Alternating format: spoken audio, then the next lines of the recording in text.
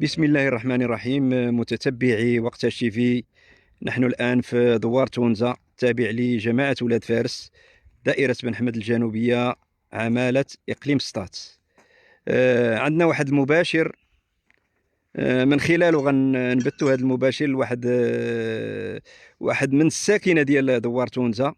بغى عنده واحد الشكايه ديال التظلم، لان تعدى عليه واحد السيد، كان غارس تقريبا شي 40 زيتونه او 50 زيتونه، وجا واحد السيد قال لي انا عندي حكم قضائي وقطع عليه ذاك الزيتون.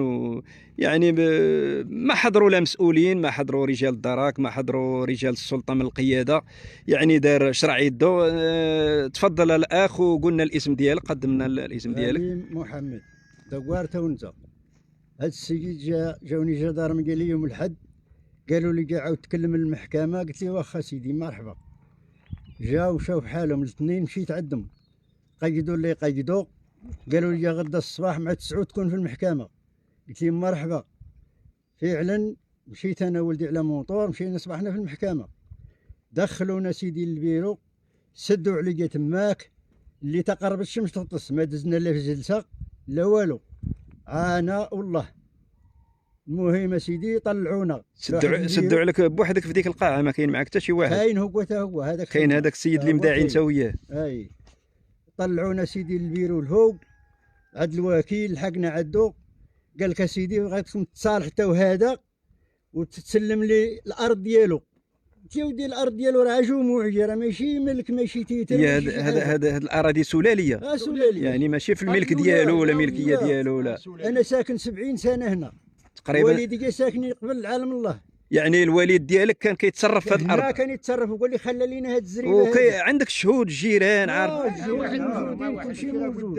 راه كاينه لائحه اخرى، راه عند ورقه ديال الشهود راه عندي. يعني الجيران تا هما كيشهدوا بان الوالد ديالك كان في هذه الارض، وانت كنتي عايش في هذه الارض هذه. هذا زايد هنا نعم، عندي 80 عام. 80 عام. سعيف كمال عنده 80 عام.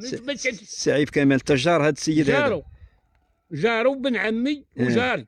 يعني ملي درتو نتوما كتشوفوا هذا السيد هو اللي كيتصرف. اييه. انا شفت واحد شفت واحد البنايه هنا مبنيه، اشنو هذا؟ حانوت ديال هذا ديال مقولي محمد. يعني هو اللي كان داير فيه السلعه ديالو، كيبيع ويشري مع الدوار. نعم. وهذا السيد اللي تظلم على هذا الشيء فين كان ملي كان هذا الحانوت؟ في ولاد فارس.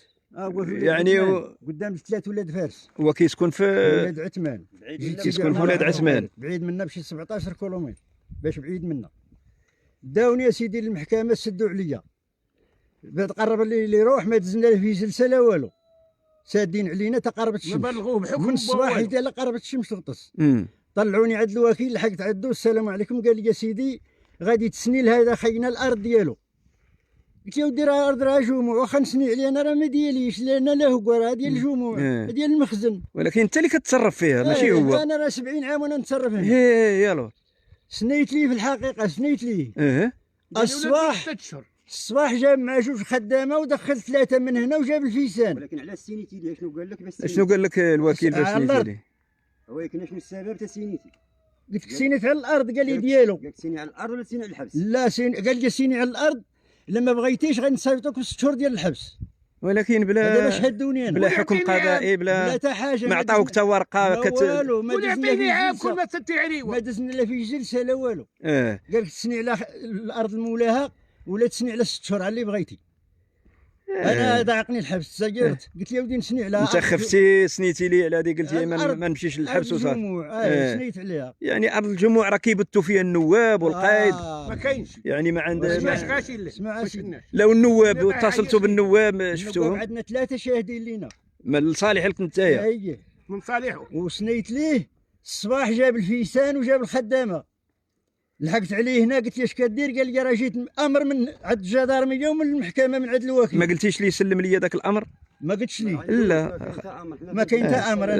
لا خاصو لا بغى يدير شغل يدو، خاصو يسلم لك واحد الامر قضائي بان المحكمه من عند الجدارميه ومن عند الوكيل هذا الادن بان نحيد الزيتون من الارض ديالي. قلت لي حاج لي وساري شلخ ويقرد ويحطها كما كتشوف. تقريبا انتم المشاهدين الكرام راه تقريبا 41 زيتونه 55 زيتونه اللي قل 12 عام وعاد 14 عام 15 عام 14 عام والماء قليل هنا والناس كتعافر باش كتسقي هذا الزيتون. خاطر انت تخرج ويسقي من عندنا عام سيدي يدير يسقي بالحمار بالحمار يسقي هذا الزيتون اول مره. انت راك دابا انت دابا راه من احد الشهود راه مع عائلتك ما والو كتشهد لي كتشهد لي بان هذا السيد راه هو وباه كانوا كيتصرفوا في هذه الارض هذه وهي اراضي سلاليه راه ماشي ملكيه ماشي ترامى عليها ملكيه انا نتربى. هدوني بالحبس راني السيد خاف من الحبس مسكين مشى سنانيه التصرف ديالها على 720 خلق على الارض. نعم السيد الزيتون بوحده جا قلعوا في 75 فرقنا هذه الارض التصرف ديالها تنستغلوه على 720 وخلق 720 محال. علاش 720 واحد فيهم الهديلات وفيهم انا من هذه 720 انا منهم. علاش فرقنا هذه البلاد فرقتوا هذه الارض ماشي فيها محمد ولا ايفري ولا الباكو 720 علاش فروقها. وهذه البلاصه هذا راه زايد هنا وخالق هنا زايد في تونزا هنايا زايد هنا. فين السكنه المحل ديالو؟ محل وهي العاده الطوموبيل راه السكنه ديالو راه هي المقابله لينا. وقلع حتى العدد يعني السيد ساكن هنا والارض في وهو بعيد 17 كيلومتر.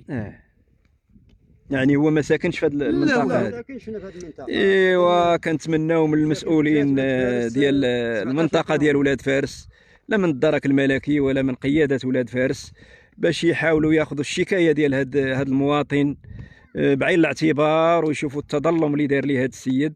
يعني جا خسر ليه الزيتون ديالو اللي مع 10 سنين ولا 12 عام هو كيتعافر معاه باش كبرو وجا هو في لحظه ديال ما كامله الساعه خسر ليه الزيتون ديالو بدون شراع. والسيد راه كما سبق وقال بان خاف من الحبس. قال ليه في المحكمه قالوا ليه يا اما تسني الصلح مع هذا السيد ولا نصيفطك ب 6 شهور ديال الحبس. وانا كنعرف القضاء داك الشيء كيكون منطقي وكيكون حكم قضائي وكيتسلموا المتهم والسيد اللي داعي. هذه راه رساله للمسؤولين باش ياخذوا عين الاعتبار لهذا الاخ. ذكرني بالاسم ديالك. غليم محمد كيسكن في دوار تونزا. كان ناشدوا المسؤولين باش ياخذوا ليه حقه في اقرب وقت ان شاء الله. شي كلمه اخيره تبغي توجهها للمسؤولين ولا لا؟ المسؤولين هي هذه هدوني بالحبس وضالين سادين عليا تحت الشمس. الكلمه الاخيره سيدنا الله ينصرك والله يشافيك وتسيدنا المغرب والاخضر اشنو اللي وقع فيه.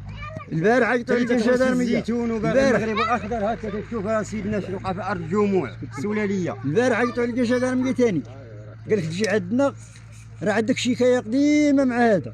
البارح؟ اي عا البارح. قلت له البارح عيط لي ودك عيطوا لي قال لي راه ما غاديش يجي بغيتو ثاني تسدوا عليه كما القاعده. هذا علاش ما بغاش يمشي عنده. قال لي عندك شي حاجه قديمه يجي عندنا الليله مع 10 ديال الليل باش قال يجي عندنا دروك انا هذا وين وانا بعيد من كاينين جمعيات سيدي حجاج راه داعي سيدي حجاج 30 كيلومتر نمشي في العصر بعيد وما كاينش المركوب وما كاينش ما كاين لا مركوب لا والو نمشي بالليل عندنا كاين مع 10 ديال الليل. كاينش الادارات كتخدم بالنهار ما كتخدمش بالليل. وراه البارح الجدار قاعد نماري عندي. رساله لرجال الدرك الملكي باش يحاولوا يفكوا هذا المشكل ديال السيد اللي هنا في تونزا اللي تكرفص لي مواطن اخر على الزيتون ديالو على الارض ديالو. هي ارض سلاليه ولكن كيتصرف فيها باه وتصرف فيها هو. وهو عاد جا وقال لهم هذه الارض هذه راه كان فيها با وهما راه تقريبا قال لك في 81 او 83 با غادر هذه المنطقه وما بقاش ساكن هنا لان تكررت سنين ديال الجفاف في هذه المنطقه. من 81 ما تليناش من 81 ها الجيران كيشهدوا. وهذه راه رساله للمسؤولين الله يجازيكم بخير باش تحاولوا تنصفوا هذا المواطن اللي تعدى عليه هذا السيد وهرس ليه الزيتون ديالو. الظلم ما كيبغيش الله سبحانه وتعالى وحرموا على نفسه وحرموا على العباد ديالو. الى هنا متتبعي وقت الشيفي نشكركم على هذه المتابعه والى امل اللقاء بكم في حلقه قادمه بحول الله.